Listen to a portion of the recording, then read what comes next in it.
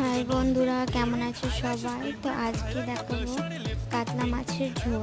প্রথমে কড়াইয়ে তেল গরম করে তারপরে লবণ হলুদ মাখিয়ে রাখা মাছটা লাল লাল করে ভেজে নেব।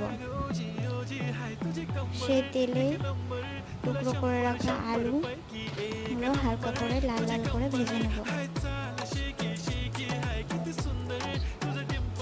আলুগুলো উঠিয়ে নিয়ে তাতে পেঁয়াজ কুচি একটু ভাজা করে তাতে লবণ হলুদ আদা বাটা জিরে বাটা রসুন বাটা পেঁয়াজ বাটা টমেটো বাটা আর মিট মশলা দিয়ে আলুটা দিয়ে ভালো করে কষে নেব।